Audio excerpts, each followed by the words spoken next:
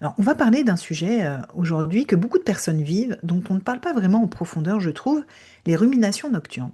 Ce moment où tu es allongé, tu es fatigué, tu as besoin de dormir, et pourtant ta tête, elle continue à tourner. Tu vas rejouer une conversation, tu anticipes demain, tu refais une scène d'hier, et plus tu essaies d'arrêter, et plus ça continue. Alors, ce que je veux te partager aujourd'hui, c'est ce que personne ne te dit vraiment là-dessus. Alors, pas des conseils classiques. Je veux t'amener en fait à comprendre ce qui se passe réellement dans ton corps et dans ton système nerveux quand tu rumines la nuit. Parce que tant que tu ne comprends pas ça, bah, tu vas continuer à lutter contre quelque chose que tu ne peux pas contrôler par la tête. Avant d'aller dans le vif du sujet, si ce podcast t'aide à mieux comprendre ce que tu traverses, je t'invite vraiment à t'abonner. C'est un geste ultra simple qui m'aide énormément, vous ne vous en rendez pas compte, à diffuser ce contenu à celles et ceux qui en ont besoin. Merci pour ça. Alors commençons par poser les bases. La rumination, c'est quoi exactement? Alors c'est pas juste penser trop. C'est un mode en fait de fonctionnement mental qui est très spécifique où la pensée tourne en boucle sur un même sujet. Une situation passée, un conflit, une erreur, une inquiétude, sans jamais vraiment aboutir à quelque chose. On revient dessus, on la retourne dans tous les sens, on cherche à comprendre, à anticiper, à contrôler, et pourtant rien ne se résout. Et ce que démontre en fait la psychologie, c'est que la rumination n'est pas un problème de pensée, c'est un problème de régulation émotionnelle. Parce que derrière chaque pensée en boucle, il y a une émotion qui n'a pas eu la place d'être traversée. Le cerveau en fait continue à tourner autour parce que quelque chose n'a pas été digéré émotionnellement. Et c'est sa façon à lui d'essayer de finir ce qui n'est pas terminé. Et ça, je trouve que c'est vraiment important à comprendre parce que tant que tu recherches à régler la rumination au niveau des pensées, bah, tu passes à côté de ce qui l'alimente vraiment. Il y a aussi quelque chose d'intéressant à savoir sur le fonctionnement du cerveau. Quand on ne fait rien, quand on n'est pas concentré sur une tâche, bah, le cerveau ne s'éteint pas pour autant. Il continue à tourner en arrière-plan. Et chez les personnes en surcharge émotionnelle ou en hypervigilance, ce temps de repos est souvent capturé par des inquiétudes, par des scénarios, des pensées négatives. Et le cerveau au repos n'est pas vraiment au repos, il va ruminer. Alors maintenant, pourquoi la nuit en particulier? Pendant la journée, bah, tu es occupé. Tu vas gérer plein de choses, tu vas faire plein de choses, tu vas avancer sur plein de choses de ta vie. Et toute cette activité, en fait, occupe ton cerveau et te donne une forme de contrôle. Mais le soir, bah, quand tu t'allonges, bah, il n'y a plus de tâches, plus de distractions, plus d'actions possibles. Et tout ce que tu maintenais, en fait, à distance dans la journée, bah, va remonter. Il y a eu pas mal de recherches hein, sur le sommeil, hein, il y en a beaucoup même. Et moi, ce que j'ai retenu, en fait, et ce qui est très clair là-dessus, c'est que ce flux de pensée incontrôlable au moment de s'endormir est l'un des premiers facteurs d'insomnie. Alors, c'est pas l'insomnie, en fait, qui crée la rumination, c'est la rumination qui crée l'insomnie. Et c'est là que s'installe un cercle vicieux particulièrement épuisant en plus. C'est la nuit, bah, tu rumines, tu n'arrives pas à t'endormir ou tu dors mal. Ton sommeil est donc léger, haché, pas vraiment réparateur. Le matin, tu vas te réveiller fatigué, et cette fatigue bah, a des effets très concrets sur ta journée. Et la partie du cerveau qui va gérer la régulation émotionnelle, la prise de recul, la nuance, bah, elle fonctionne moins bien quand tu es privé de sommeil. Donc résultat, tes émotions sont plus intenses, plus difficiles à réguler, et la moindre remarque en fait va prendre une ampleur énorme. Le moindre imprévu bah, te déstabilise encore plus, et tu te sens à fleur de peau, réactive, parfois même débordés. Et ces émotions exacerbées dans la journée alimentent à leur tour bah, de nouvelles ruminations le soir. Et ce cercle se referme, tu vois la boucle. Donc ce que beaucoup de femmes que j'accompagne décrivent, c'est exactement ça. Elles ne comprennent pas pourquoi elles réagissent si fort à certaines choses. Alors pourquoi elles pleurent pour pas grand-chose? Pourquoi elles s'emportent aussi plus facilement? Elles pensent que c'est de la fragilité, mais en réalité aussi, c'est un corps et un cerveau épuisés qui n'ont plus les ressources pour amortir. Vraiment, le sommeil, c'est une vraie problématique et avec tout ça, tu comprends ce qui se joue. Je veux maintenant parler de quelque chose qui me tient aussi à cœur parce que quand on souffre de rumination nocturne, on essaie plein de choses. Et certains conseils qu'on trouve ont des limites réelles qu'on ne te dit pas. Donc, vraiment, j'ai envie de prendre le temps aussi de te donner deux, trois choses qu'on peut t'indiquer, te conseiller, qui ne fonctionnent pas forcément, pour te dire aussi que ce n'est pas anormal. Donc, le premier, c'est le carnet de pensée. Alors, l'idée d'écrire ce qui tourne dans la tête pour vider le cerveau. Alors, ça peut aider ponctuellement, hein. Je ne suis pas contre cette idée, mais ça peut aider ponctuellement pour certaines personnes.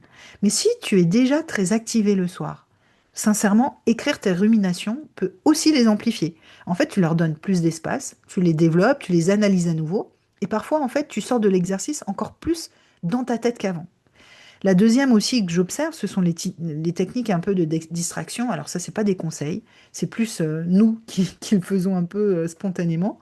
Ça va être se mettre devant la télé, regarder une série, bah, scroller son téléphone, écouter aussi un podcast, écouter quelque chose en fait. Le problème là, il est double. D'abord, bon, la lumière des écrans, ça on le sait, hein, retarde la production de mélatonine, etc., l'hormone qui prépare le corps au sommeil. Ça on le sait et j'ai pas envie de rentrer sur ce terrain-là. Donc ça c'est bien documenté. Mais c'est surtout la distraction, bah, ne traite pas ce qui alimente la rumination en fait. Elle reporte. Et dès que bah, la distraction s'arrête, bah, les pensées reprennent. Donc ça aussi, voilà, s'endormir avec la télé, c'est pas forcément la meilleure idée. La troisième, c'est l'injonction de, ah, celle-là, oui, me tient à cœur vraiment, à penser positivement. Alors se répéter que tout va bien, faire une liste de gratitude aussi, ça je l'entends souvent. Je dis pas que la gratitude est sans intérêt, hein, pas du tout. Mais quand ton système nerveux est en état d'alerte, lui dire mentalement que tout va bien, bah, ça convainc personne, hein, et surtout pas ton cerveau. Il fonctionne pas avec des mots, encore une fois.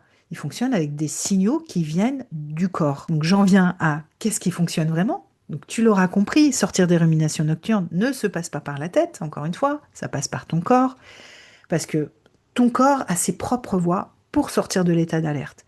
Et que ces voies sont beaucoup plus directes que tout ce qu'on peut se dire mentalement. Alors la première chose concrète, c'est de créer une vraie transition en fin de journée. Alors, pas juste passer du bureau au canapé, quelque chose de physique en fait, qui va signaler à ton corps que la journée, que ta journée active est terminée. Alors, ça peut être vraiment, ça peut être très très simple, c'est une marche de 10 minutes, et pas, voilà, pas avec l'intention de se dépenser, mais pour aider ton corps à évacuer ce qu'il a accumulé. En fait, le mouvement aide littéralement à métaboliser les hormones de stress qui sont encore en circulation dans ton corps. La deuxième chose, ça va être de travailler sur ta façon de respirer. On parle beaucoup de respiration, mais ce qui active vraiment le mode repos dans le corps, c'est l'expiration longue. Tu inspires par le nez et tu vas expirer lentement par la bouche. 2 fois plus longtemps que l'inspiration. Parce que quand on parle de respiration pour se calmer, c'est vraiment en fait l'expiration qui est importante. Et tu peux faire vraiment ça 5 à 6 cycles, suffisent vraiment à amorcer un vrai changement dans ton état intérieur. Tu vas ressentir quelque chose. Et c'est pas de la relaxation abstraite, hein, c'est vraiment de la physiologie concrète et que tu vas pouvoir ressentir. La troisième chose, et c'est peut-être la plus importante, et c'est vrai que je le dis très très souvent, c'est d'apprendre à rester avec ce qui remonte plutôt que de le fuir. Quand tu t'allonges et que une émotion arrive, peu importe l'émotion, une inquiétude, une tristesse, une tension dans la poitrine, au lieu de chercher à l'éteindre, parce que c'est souvent ce qu'on essaye de faire, on en a peur même, ben ça va être peut-être juste poser simplement une attention dessus. Et l'attention, c'est quoi? C'est où est-ce que tu la sens dans ton corps? Est-ce que c'est une pression, une chaleur, une contraction? Essaie d'écrire cette sensation. Tu vas l'observer en fait sans chercher à analyser ni à la faire partir.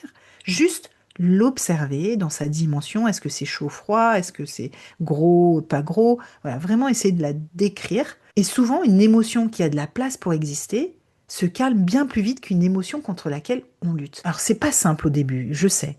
Mais c'est ce qui, progressivement, apprend à ton corps que le calme n'est pas dangereux, que tu peux aussi ressentir sans être submergé, et que la nuit aussi peut redevenir un endroit sûr. Alors si ce que je viens de te partager résonne profondément avec ce que tu vis, si tu te reconnais aussi dans ce cercle vicieux, cette fatigue de fond, ces nuits où ta tête ne s'arrête pas, j'ai quelque chose pour toi, que j'ai créé.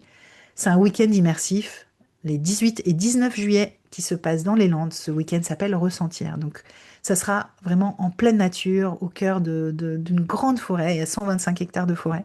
Donc, ça va être 2 jours dans lesquels on va sortir du mental, du contrôle, du fait de tenir en permanence.